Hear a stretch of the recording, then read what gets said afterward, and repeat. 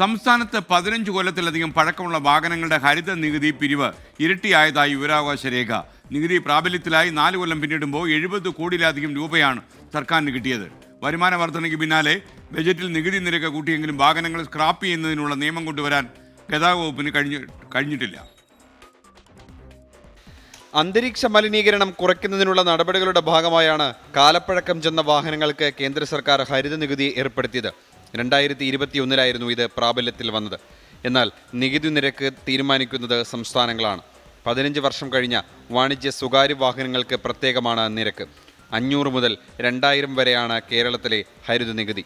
2001-22 11.1 കോടി രൂപയായിരുന്നു കിട്ടിയ തുക. 2022-23 ഇത് 21 കോടിയായി ഉയർന്നു.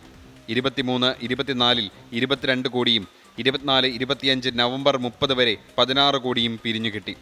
യൂസ്ഡ് വാഹനങ്ങളുടെ വിപണി വളർന്നതും വാഹനങ്ങൾ സ്ക്രാപ്പ് ചെയ്യുന്നതിന് മാനദണ്ഡങ്ങൾ ഇല്ലാത്തതുമാണ് വിൽപ്പന കൂടാൻ കാരണം. 15 വർഷത്തിലധികം പഴക്കമുള്ള വാഹനങ്ങൾക്ക് വീണ്ടും 50% നികുതി ചുമത്താനുള്ള സംസ്ഥാന സർക്കാരിന്റെ നീക്കം ഇരട്ടത്താപ്പാണ്. വാഹന മലിനീകരണം കുറയ്ക്കുന്നതിന്റെ ഭാഗമായിട്ടാണ് കേന്ദ്ര സർക്കാർ ഹരിത നികുതി പ്രഖ്യാപിച്ചത്. ഇതുവഴി 2021 സംസ്ഥാന സർക്കാരിന്റെ വരുമാനം 11 കോടിയായിരുന്നെങ്കിൽ 22-23 ഇത് 21 കോടിയും 23-24 ഇത് 22 കോടിയായും വർദ്ധിച്ചുവെന്നാണ് വിവരാവകാശ രേഖകൾ വ്യക്തമാക്കുന്നത്. പഴക്കം ചെന്ന വാഹനങ്ങൾ വരുമാനം വർദ്ധിപ്പിക്കുന്നതിന് പ്രധാന സ്രോതസ്സായി കണക്കാക്കുന്നതിന് പകരം ഇത് പരിഹരിക്കപ്പെടുന്നതിന് എന്ത് മാർഗനിർദ്ദേശമാണ് ബഡ്ജറ്റിൽ മുന്നോട്ട് വെച്ചിരിക്കുന്നതെന്ന് ധനമന്ത്രി വ്യക്തമാക്കണം. 2022 ബജറ്റിലും സർക്കാർ ഹരിത നികുതി കൂട്ടിയിരുന്നു.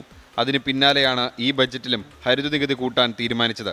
ഫലം റീ രജിസ്ട്രേഷന് വാഹന ഉടമകൾ കൂടുതൽ തുക ചിലവഴിക്കേണ്ടി വരും. പഴയ വാഹനങ്ങൾ ഉപയോഗിക്കുന്നതിൽ നിന്ന് ആളുകളെ നിരുത്സാഹപ്പെടുത്താനാണ് സർക്കാർ ഹരിത നികുതി കൊണ്ടുവന്നത്.